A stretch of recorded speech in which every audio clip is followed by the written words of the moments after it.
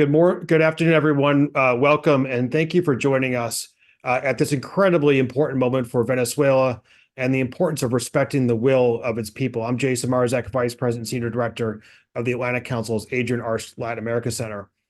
Venezuela is at a pivotal crossroads. Yesterday's presidential election was not just a vote, it was a decisive moment that will shape the trajectory for years to come. We saw Venezuelans vote in massive numbers, but it's clear, crystal clear, that Maduro, a deeply unpopular dictator, has decided to declare victory by hook or by crook. With most international observers banned from coming to the country to monitor the votes, the Edmundo Gonzalez campaign could only count on its own observers to verify results. The voting tabulations that observers could have as part of the opposition, they could verify about 40% of the tabulations, and that 40% that the opposition had access to showed Gonzalez clearly receiving 70% of the votes.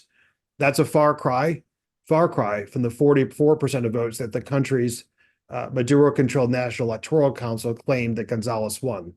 It's simply not mathematically possible that Maduro could prevail in an election with Gonzalez having won 7 in 10 votes and the 40% of voting tabulations to which the opposition had access. It's important that the votes of the Venezuelan people are not an exercise in futility. Votes must be credibly counted, and here it's imperative the international community of democracies continue to resoundingly denounce fraud and take appropriate action. The international community must continue to exact pressure so that the will of the Venezuelan people can ultimately prevail. Not doing so would mean being complicit in the disenfranchisement of the Venezuelan people. We have seen concerns raised. We have seen Argentina, Costa Rica, Dominican Republic, Ecuador, Guatemala, Panama, Paraguay, Peru, Uruguay, Chile, and even statements from Colombia and Brazil, albeit with differing levels of forcefulness. The European partners have also raised concerns. Another 6 years of Maduro will also have reverberations, including new outward migration flows and new transnational criminal activity that will extend far beyond Venezuela's borders. At the Adrian Arch Latin America Center, we have been deeply committed to supporting return to democracy in Venezuela since I became its senior director 7 years ago at another time of massive uncertainty for the country. Our work has been focused on raising opposition voices and seeking to align the international community while keeping Venezuela a front burner issue. Over the past year, we've worked diligently to create a foundation for dialogue and to support efforts toward a democratic transition. And just last week, in partnership with Florida National University, we published a policy memo that was a summary of a multi-stakeholder group exercise that we held that attempted to game out how the international community could respond to the votes. And while nobody wanted a scenario of an outright steal of the vote, that is the course in which Maduro has put the country on. Amidst this highly volatile situation, it's important to have a clear analysis of the broader political context. As we move forward, it's also imperative for the U.S. and international policymakers to stay closely attuned to the evolving situation on the ground. Developments are unfolding rapidly, and decisions must be based on a clear, fact-based understanding of the current realities and doing everything to support the will of the people. In order to try and navigate these questions, this afternoon, we've assembled a group of experts to discuss the current state of play. Their insight analysis will be invaluable as we seek to understand the implications of yesterday's election and the situation as it stands today. So I'm going to turn it over to Jeff Ramsey, our Senior Fellow for Venezuela and Colombia, who will be moderating this discussion and introducing our speakers. So again, thank you to all of our speakers, and over to you, Jeff. Thanks, Jason. And thank you all for tuning in. There's a lot happening on the ground in Venezuela and a lot of questions that remain unanswered. As Jason mentioned, we here at the Atlantic Council are doing everything we can to ensure that the focus is on the will of the Venezuelan people and the respect of their fundamental right to choose their own leaders, because that's what this is all about. To help give us a sense of exactly what is the state of play inside Venezuela, we've assembled an incredible panel of experts inside and outside Venezuela. We have Guillermo Abeleo, Samantha Schmidt, Caleb McCary, and we'll be hopefully joined later by Miguel Pisarro. I'll introduce each one as they speak, and I'll start with Guillermo Abeleo. Thank you so much for joining us today. Guillermo is a professor in political science at the Metropolitan University of Caracas, as well as the Central University of Venezuela. He was a well-known member of the Unitary Platform's National Primary Commission, as well as a longtime researcher and expert on the Venezuelan political crisis. He has been a consistent voice for a democratic solution to the situation in the country. Guillermo, thanks so much for being with us. Our thoughts are with you and everyone in Caracas right now. What can you tell us about the situation? You're on mute, Guillermo. Well, thank you, Jeff, and thank you everyone for inviting me and for your concern about Venezuela and its democracy. Well, of course, the situation in Caracas is very fluid, very developing rapidly into a flowing situation of unknown consequences. What we saw yesterday was the takeover by the government of the electoral process.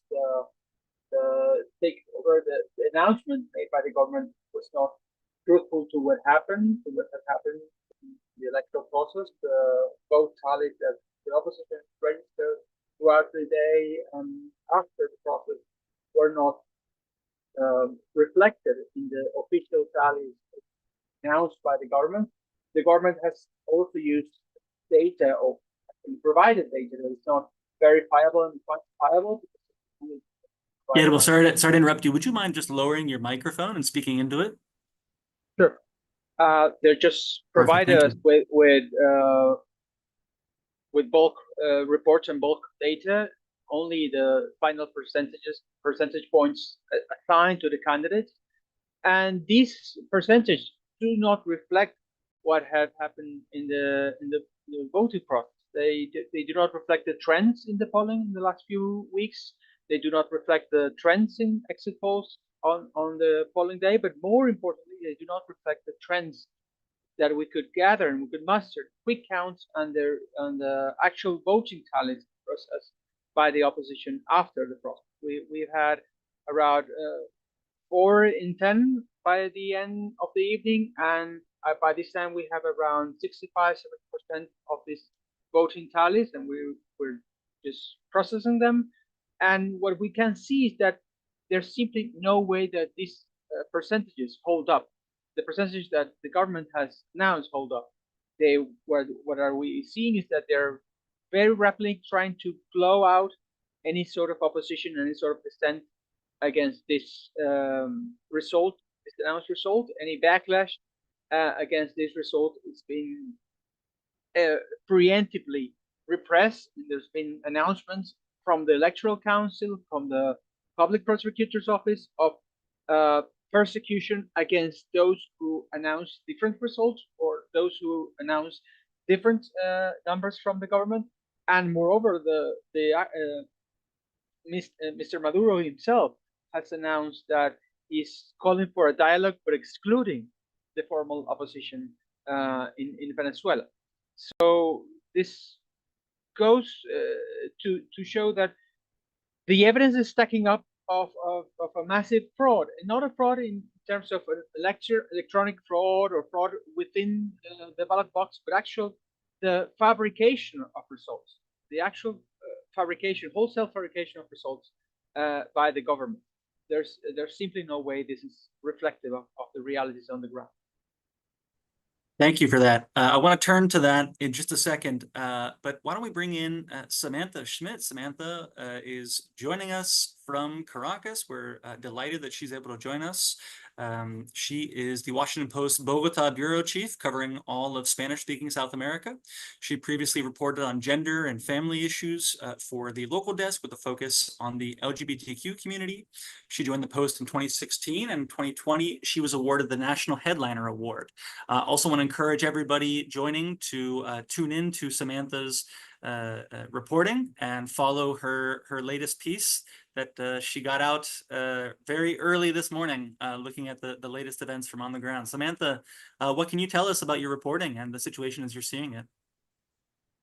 Thanks so much, Jeff. I think it's important to take a step back and remember what was happening just before the results were announced last night as well, here on the ground in Caracas. My colleague, for example, was at one very tense voting center in Caracas where at least 150 motorized, colectivos on motorcycles, pro-government groups started getting into a fight with people outside of the voting center. And you could start to sense the tension rising across the country. Acts of violence, at least one death, it sounds like, at a voting center in Táchira. And, it seemed as though this was going to be a very long and tense night. And we started to hear about allegations of irregularities at voting centers. The opposition started saying that they were being denied printed tabulations, printed tallies of the vote, which is crucial, as we now know, to supporting evidence of, potential electoral fraud. And, those witnesses were really crucial to the opposition's effort to try to prevent this kind of thing from happening. And as all that was happening, there was also this delay in the transmission of results to the National Electoral Council. And so that was sort of the where we were at when the results came. And then when they arrived, as Guillermo mentioned, they were so starkly different from the exit polls and so starkly different from the results that the opposition said they had proof of. Even in Caracas, you could, I opened up my window and you could immediately hear the pots and pans, which is the unmistakable sound of protest in Venezuela. And, while there hasn't been, large protest reaction yet, and Maria Corina Machado last night did not, outwardly call for protest. The immediate response was, we need to get all of these actas, all of these voting records, all the tallies from the voting centers. And this morning, I received a memo from the opposition campaign's electoral team, basically laying out their strategy moving forward, which is to demand that the government hand over these records, 30,000 records from polling centers, and not only the online results on a web page, but the actual scanned copies with signatures, with proof that this actually lines up with what the machines counted from the vote last night.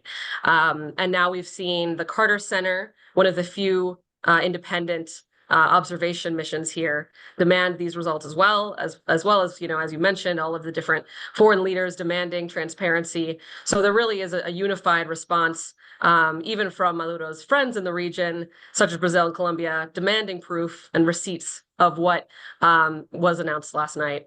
And, an important thing to mention is the official proclamation from Alves Amoroso today, basically saying Maduro is president for 6 more years.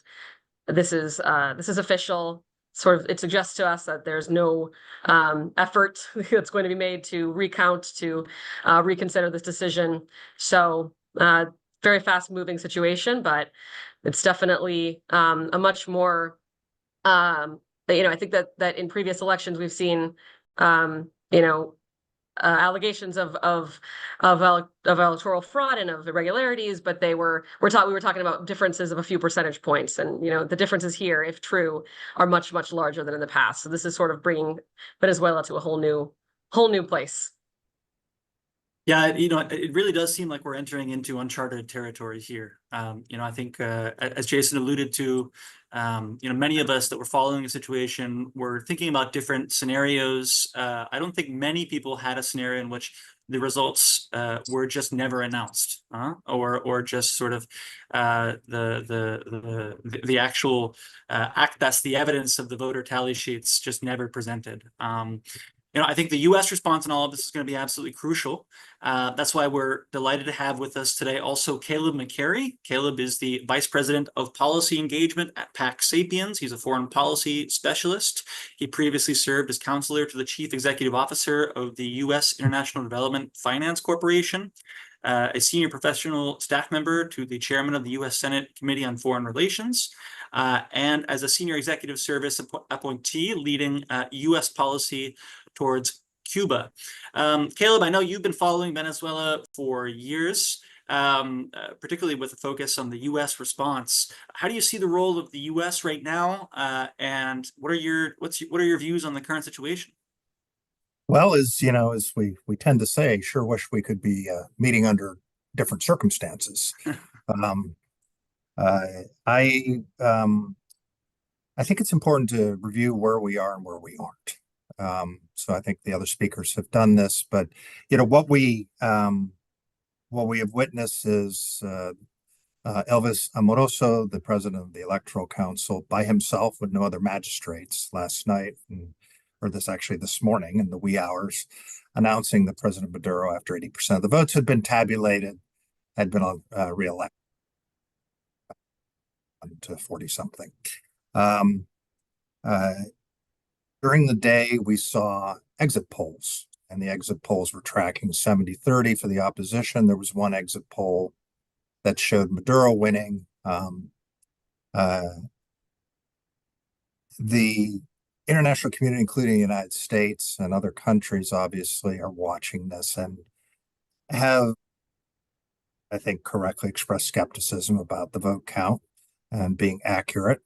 And they've correctly asked for the electoral authorities to lay out the actual detail. I don't know that the electoral authorities are going to do that.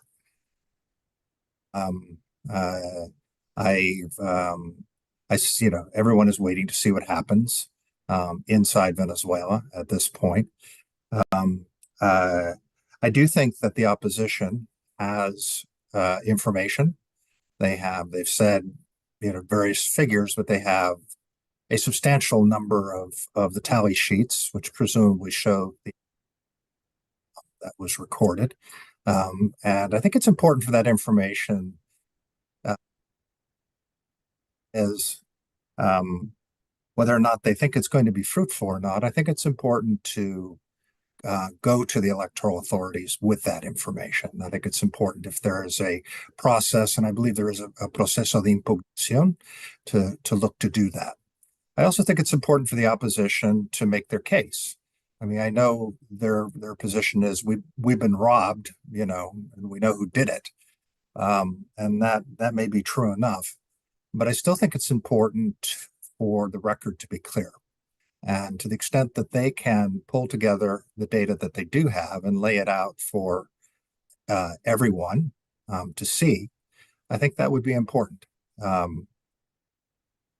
I was just watching President Maduro, who was speaking at the Electoral Council in the same seat that Elvis Amoroso was sitting in last night.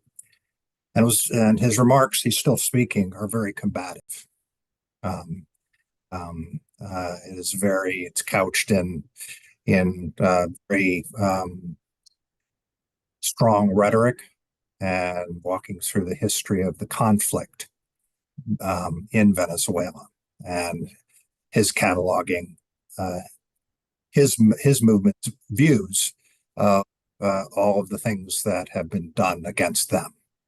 I think that this election, unfortunately, is part of a very long-standing conflict.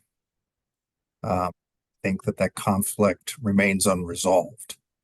I think there was certainly a hope that the votes would be counted correctly and that Gonzalez would be recognized as the elected president of Venezuela.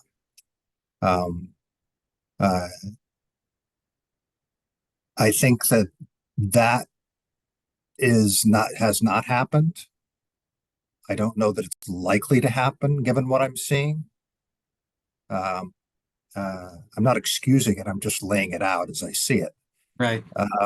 But I think that getting the record straight is actually really important to bolstering how people see this and how they respond. Of course, the electoral authorities should release the precinct level data. And I think it's important to keep focused on that. The focus is and should be on the election that just took place. Now, there are those, maybe some who are watching this. I know my friend Victor Cervino told me this a year ago, who basically predicted this is exactly what was going to happen. And so, those who predicted that were right. but here we are. And so I think the immediate thing that we need to focus on is what actually happened. What are the mechanisms to address this, and what can effectively move this, hopefully, in a direction where the actual results are known and respected. From there, we'll have to see where we go.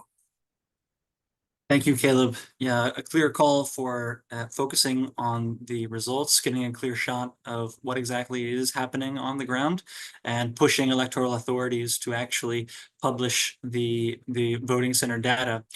We're joined now by Miguel Pisarro. Miguel is a Venezuelan politician, as well as a representative of the opposition to the United Nations. He was first elected to the Venezuelan National Assembly in 2010 when he was just 21 years old. He was also re-elected in 2015 by the Third Circuit of the Miranda State in Petare. Petare, one of these neighborhoods that Samantha mentioned that has seen these recent spontaneous outbursts of cacerolazos and spontaneous protests in rejection of an outright power grab from the government. Miguel, thank you so much for joining. What is your view of the situation and the response from the international community? Thanks, Jeff, and thanks Atlantic Council for organizing this. And hi to Caleb, to Samantha, and to Professor Guillermo, that is always a light in moments of darkness.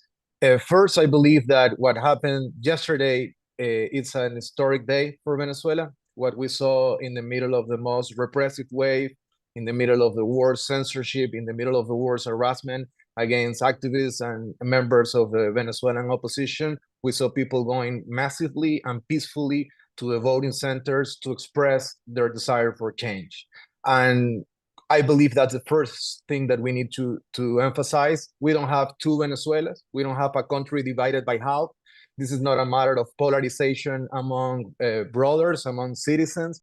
The vast majority of Venezuelans yesterday choose change, choose Edmundo Gonzalez as their president. And I believe that everyone who was part of this process knows exactly what happened, not only yesterday, also during the whole campaign. I believe it is important to set the record straight in certain things. One, our position is not that we are being robbed or we are the victims of a fraud. Our position is that we won. Our position is that victory is in our side. We have the paper trail. We have the capacity to prove that we won, and we have the people that has been on the polling stations, that has been on the street, that has been on the states and on the counties doing the work, and we don't have any doubt about what happened. And I believe this is important because we are not coming here from a weak position.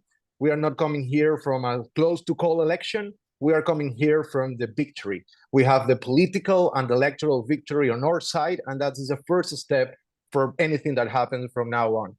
Second, I believe another thing that I believe is important to reframe. This is not the opposition not recognizing the CNE or the regime. This is the regime not recognizing the people's will. This is not about the opposition saying that we don't believe in institutional framework or we don't believe in the vote or the electoral path. This is a regime not believing in the electoral path and not believing in the vote as a way to solve the conflict in Venezuela. And right now, where we are one, in a country that knows that the majority is with the change, is with future, that is peacefully trying to insist in having a solution within the political ways and within the electoral path. Sadly, the regime yesterday took the worst position, the worst outcome, and it's important in which context this happens. Because what was the thesis before this effort?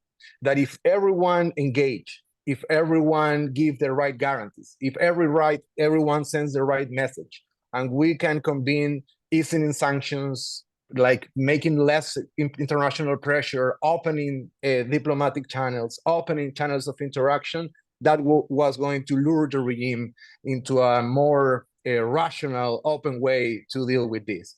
And what happened? The regime took all the advantage of this engagement. The regime opened the door, and we have to recognize that we arrived until an election with Edmundo on the ballot.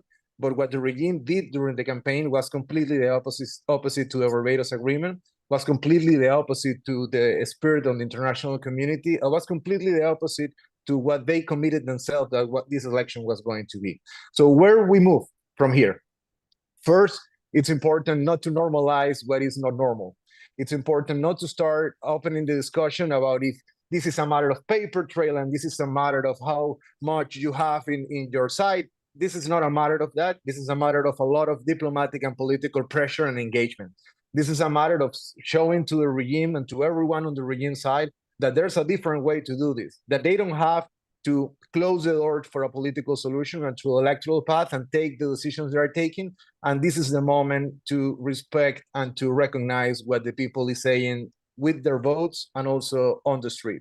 And last thing, and I don't want to encadenarme, like we say in Venezuela when someone speaks longer than what it should.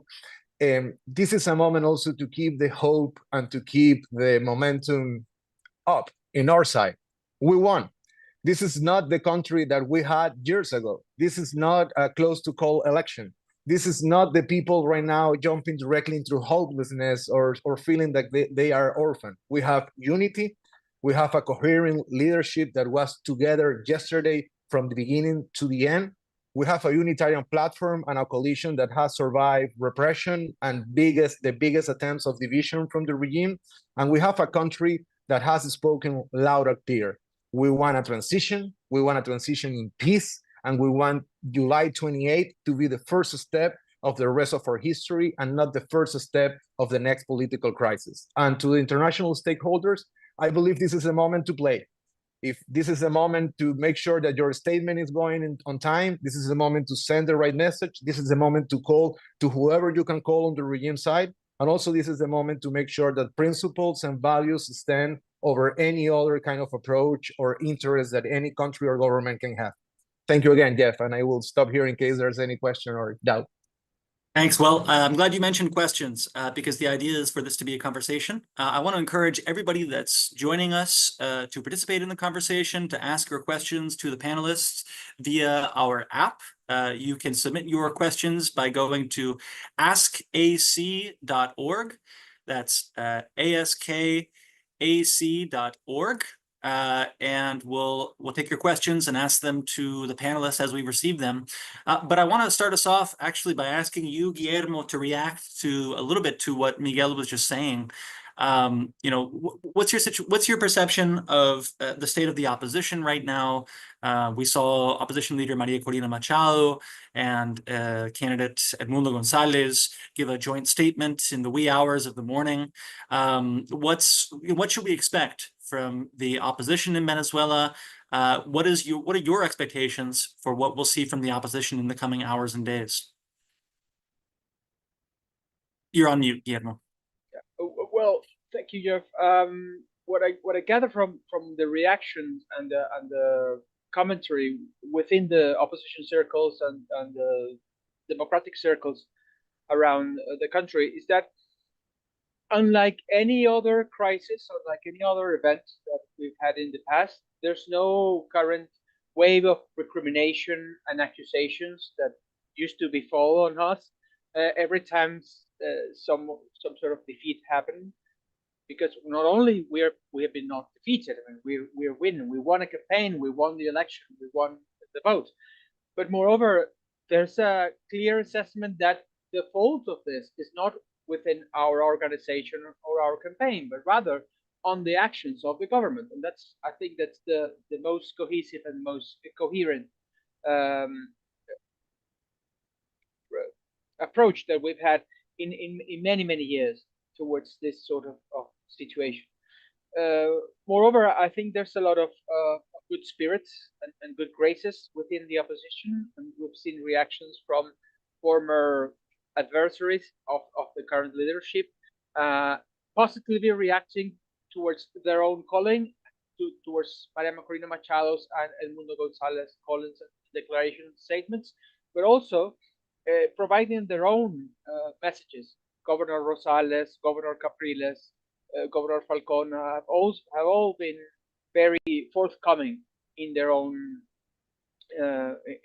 messages, positive messages, criticizing the government actions.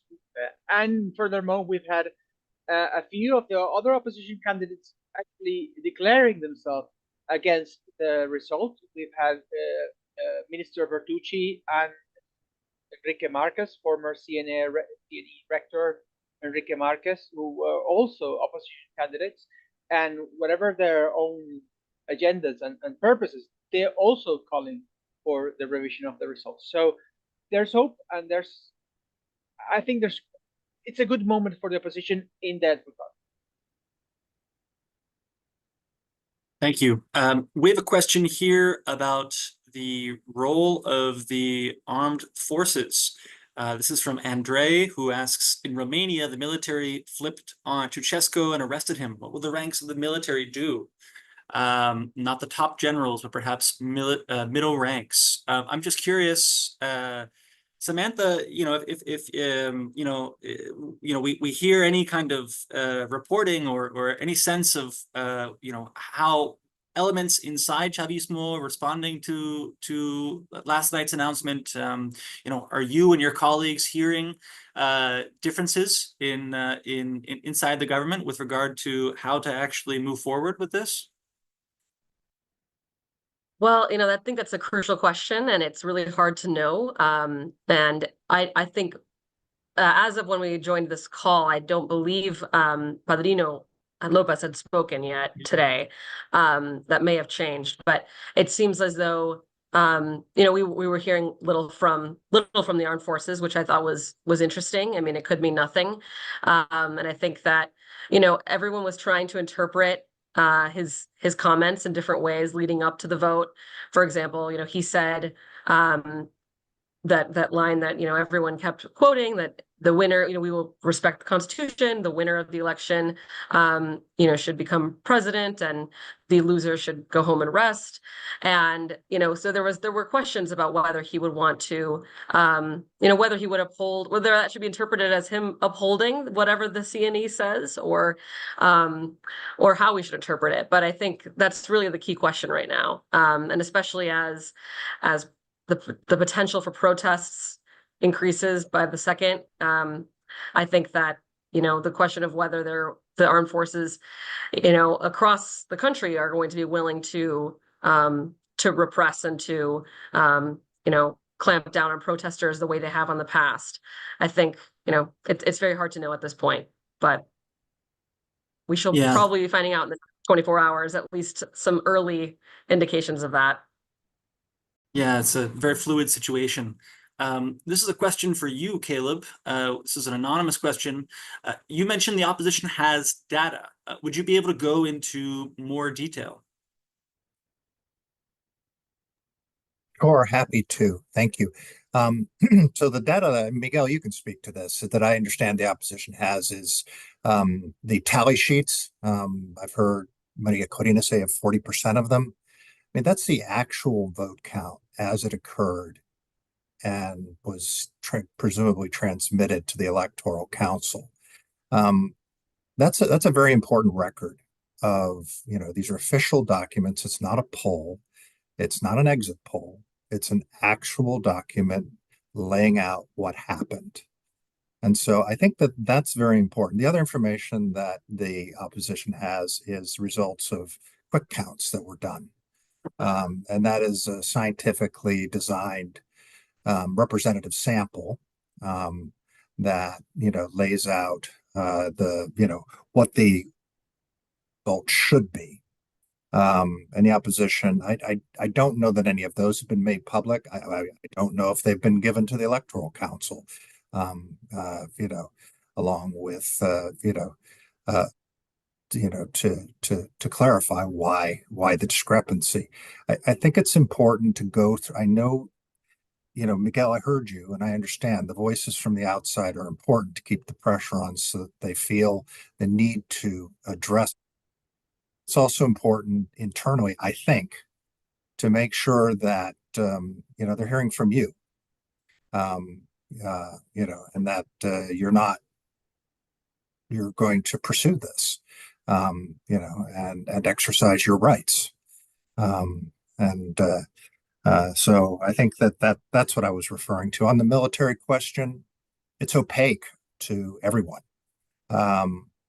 What we have seen are the public statements that were made.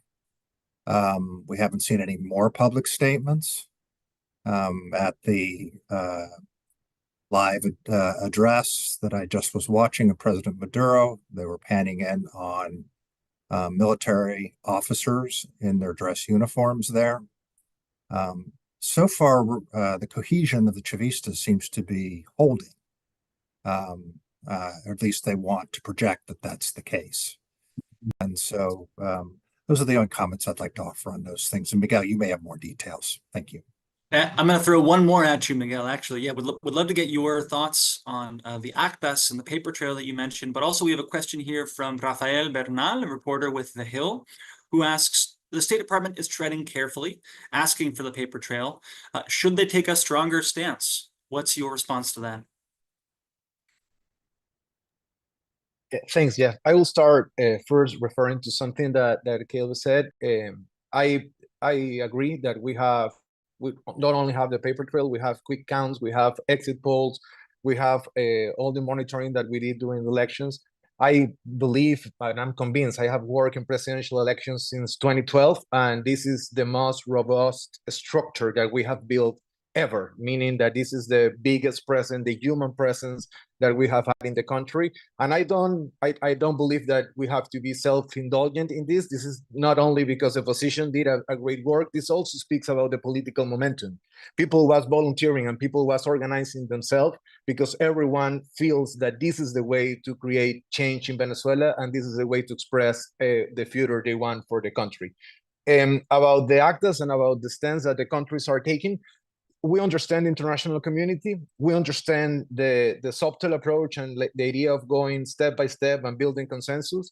For us, it's really important to keep everyone in the page that we are seeing until now, having governments like the Brazilian government, like the Colombian government, like the Chilean government, having the Latin American region being the first one talking and being the first one speaking about election integrity and demanding and asking for the people's will to be respected and the results to be published at the voting station level, I believe is a strong message. In difference to other moments, I really care and I appreciate the U.S. effort and the U.S. engagement. And I strongly believe that what the region is doing is a real difference to what we had in the past. This is not the regime cannot do the old imperialism narrative that this is something that they want to impose from the biggest countries or the biggest economies.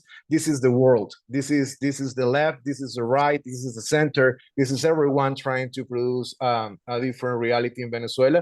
And what we want about the approach and the stance is to not normalize, to not recognize, and to help us to push in this direction of making sure that the people's will is respected and the results are published at the station level. One clarification for everyone.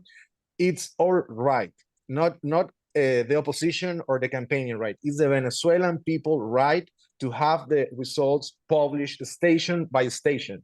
And in Venezuela, in Spanish, is la carga de la prueba, like the burden to prove where is the result. It's on the CNE side, and meaning that they have to publish first the station by station result in order to start any process. But we also know that the institutional framework of the regime already took a political decision.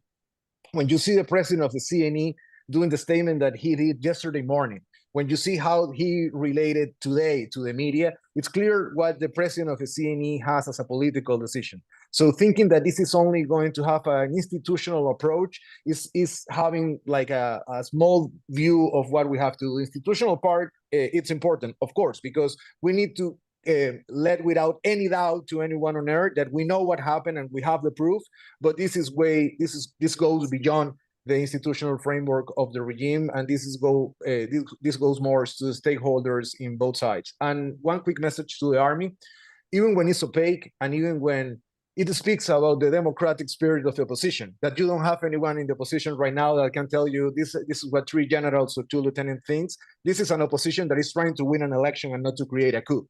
But second, it's a message for the people in uniform, for the guys and women in uniform. Not everyone had to follow the ones who have committed crimes against humanity.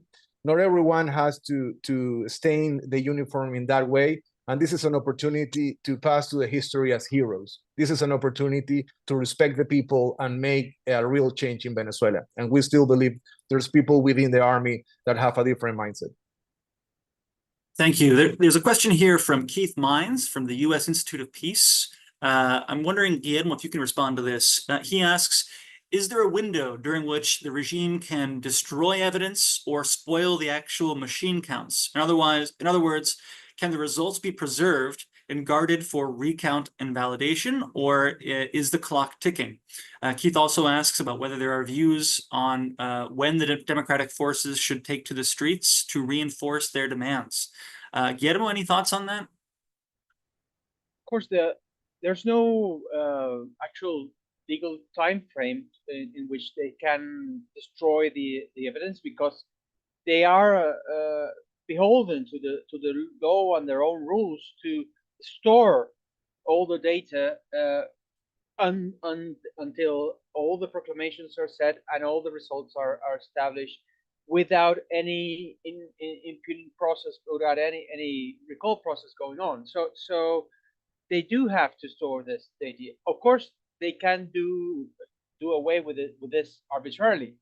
And what we can see is that if they're actually resorting to a non-verifiable data set, a sort of made-up data set or made-up default result, and they are claiming that they're sabotage upon the system, they will claim that to destroy this information.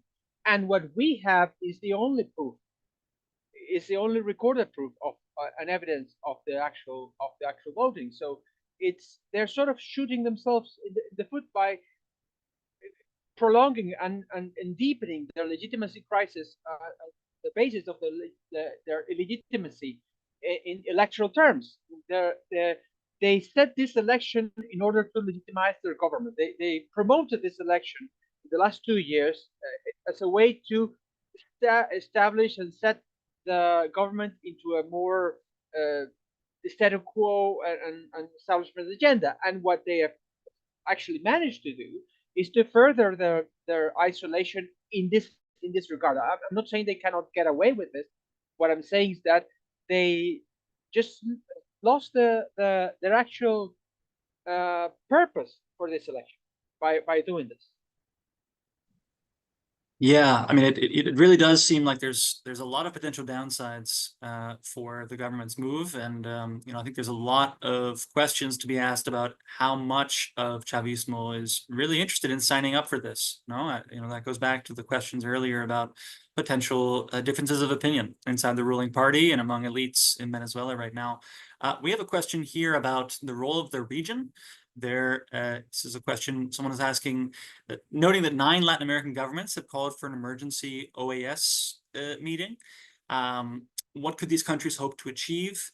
And how might Brazil and Colombia be playing their cards? Samantha, you've noted that there is a presence of some governments in the region on the ground in Venezuela. We know that Celso Amorim, an advisor to Brazil's Lula Inácio da Silva, actually is on the ground.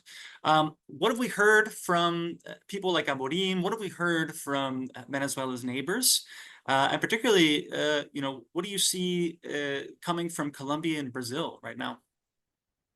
Yeah, so last night, those were kind of the two, when we saw the first sort of outpouring of reactions from Chile, from the US, from others, we were waiting to see what would happen, in terms of Colombia and Brazil in particular. And Colombia put out a statement first, the foreign minister, and it's similar to the Brazilian statement that eventually came out, in that they sort of stopped short of outwardly challenging the results, but they did, cast some doubt and ask for proof, basically, and say that transparency is critical. And they asked for, a proper, asked the authorities to publish the results at the precinct level, much like other countries have demanded as well. But it's clear to me that the Brazil statement came out much later, and Celso made a point of emphasizing he wanted to wait. And I thought it was interesting that he specifically said he was not going to be calling this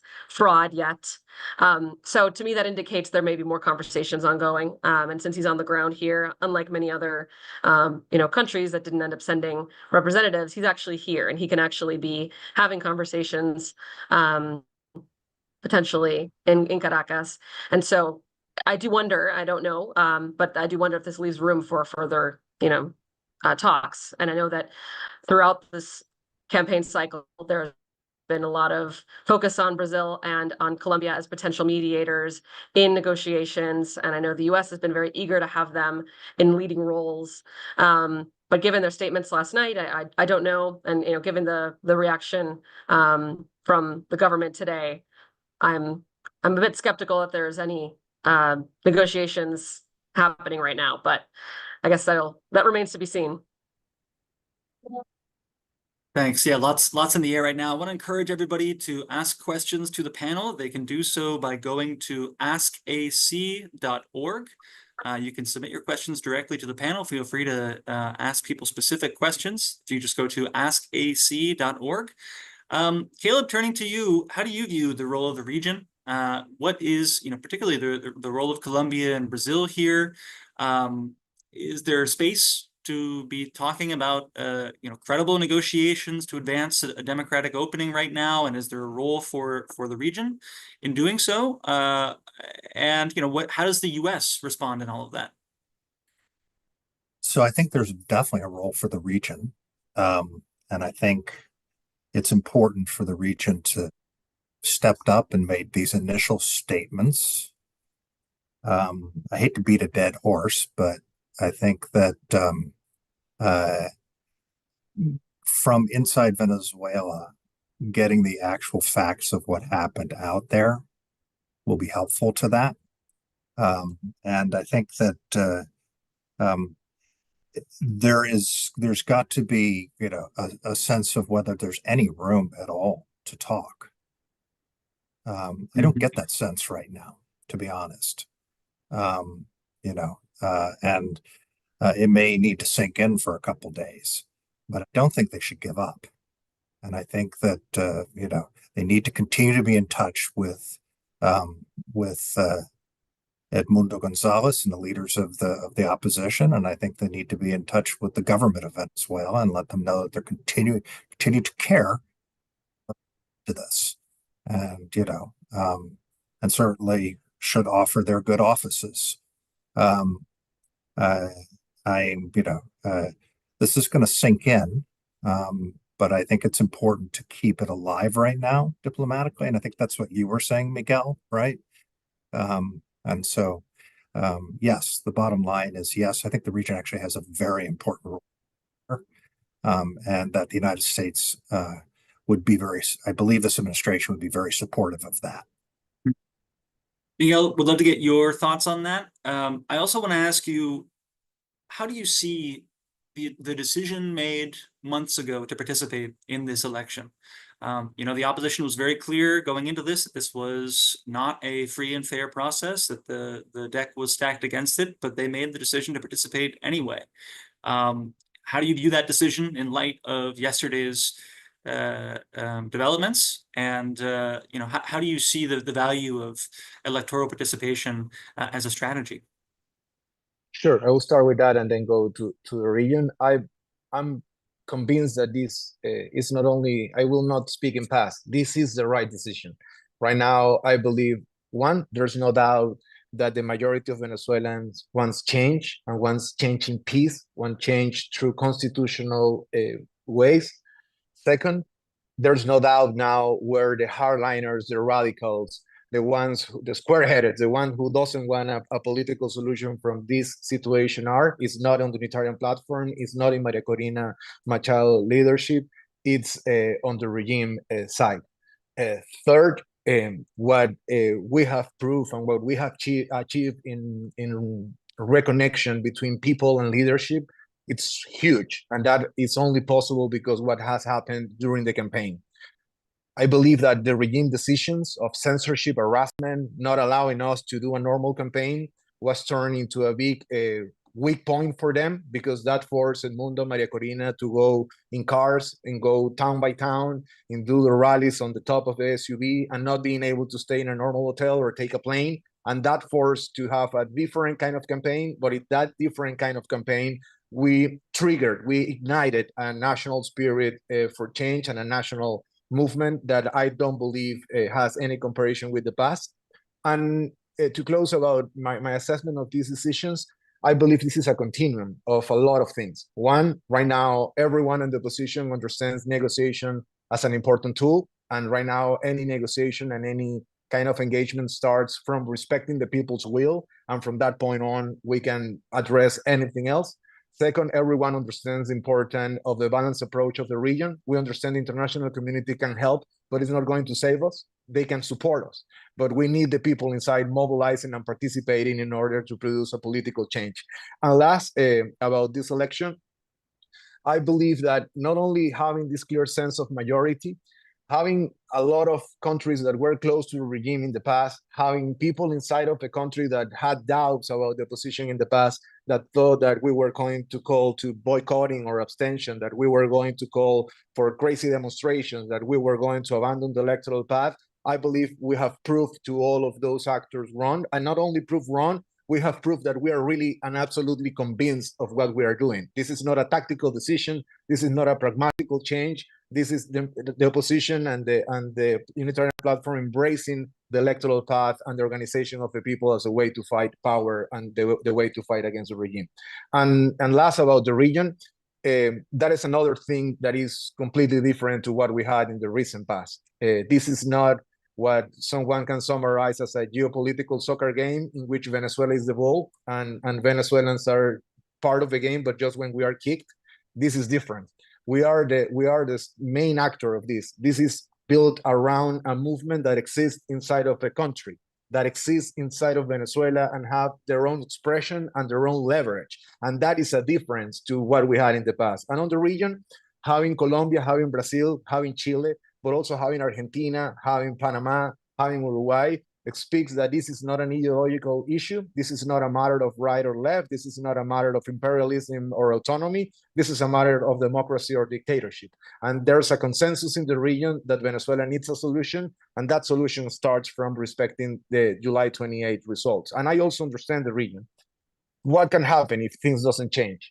Migration, humanitarian emergency, economical crisis, and the regime going deeper into the situation that is destroying our country and also affecting everyone in the neighborhood in the worst way.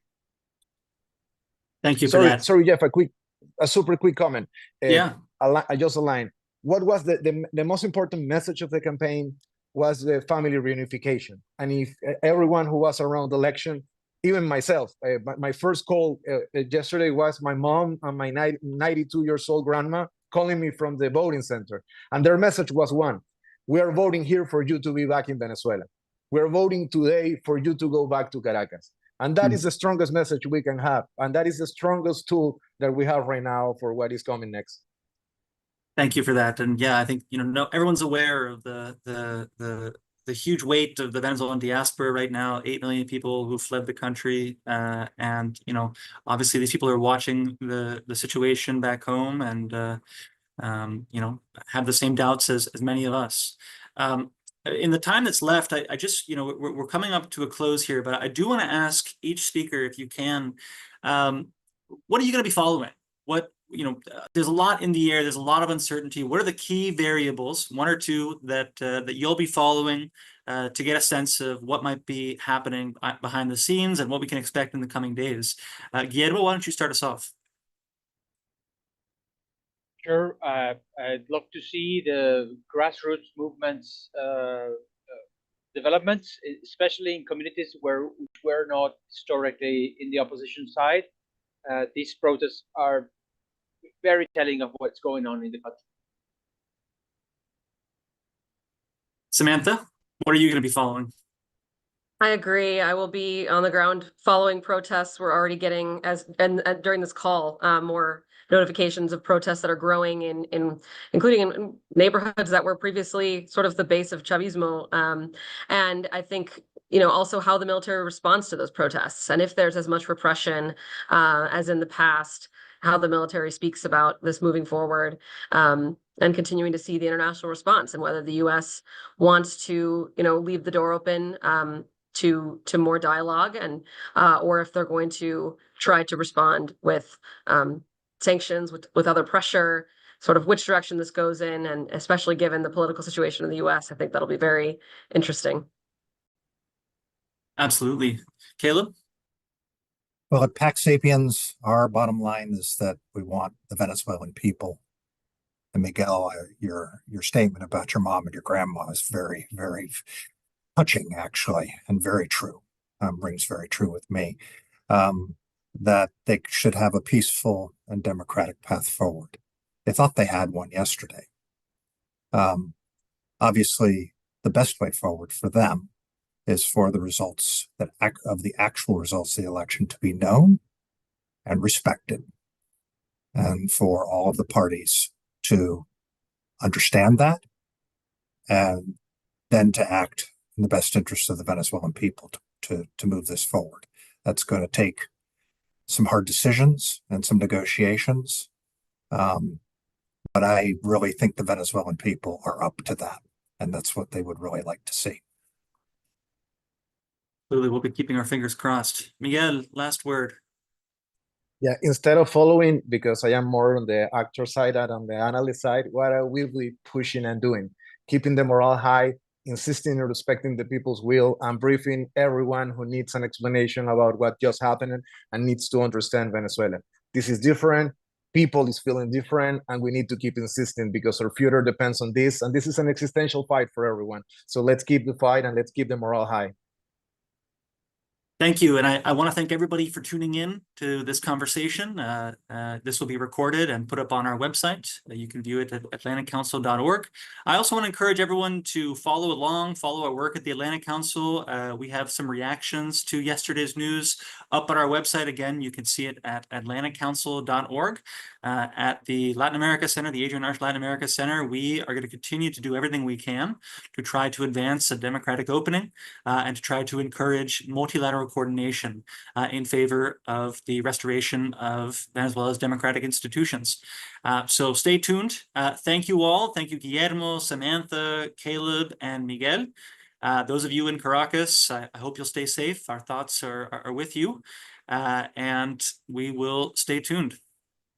Thank you, Jeff. Thank you to the Atlantic Council for hosting us. Thank you, everyone. Take care. Thank you so much. It's been a pleasure.